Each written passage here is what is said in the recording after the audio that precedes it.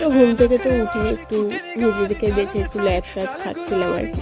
না আজকে চাটা খাওয়া তোমাদেরকে দেখাবো না, তো ডিরেক্ট চলে গেছি হচ্ছে রান্না করতে। আজকে রান্না করছি হচ্ছে মাছের ঝোল, সেটাই হচ্ছে মাছটা এখন ভাজছে। আমার মাছ ভাজার স্টাইলটা তোমরা আগে থেকেই জানো, আমি এরমভাবে মাছটা ভাজি অ্যাকচুয়ালি। তো এখানে তো আমার অলমোস্ট হচ্ছে ঝোল রেডি। তারপরে আমি লাঞ্চ করেছিলাম, সেটার আর আমার কোনো ভিডিও করার কথা মনেই ছিল না, এত গরম পড়েছে ভুলে গেছি।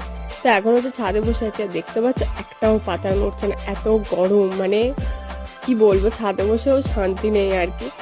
আর এখানে হচ্ছে স্ট্রবেরি গাছটা শুধু বড়ই হয়ে যাচ্ছে, ফুল আর দিচ্ছে না। কবে যে স্ট্রবেরি গাছটা ফুল দেবে, একজন হচ্ছে খুব আশা করে স্ট্রবেরি গাছটা কিনেছিল, এখন অব্দি ফলও দেয়নি। হঠাৎ করেই দুজনের ঠিক হয় যে চল কং ভার্সেস গডজিলাটা দেখে আসি। তো আমার বাড়ি থেকে এসবিএফ হচ্ছে জাস্ট 2 মিনিটের দূরে। তো রোজই হচ্ছে এসবিএফ দেখতে পাই, তাই 5টা 45-এ চলেই গেছিলাম দেখতে। দেখা হচ্ছে কালকে, টাটা।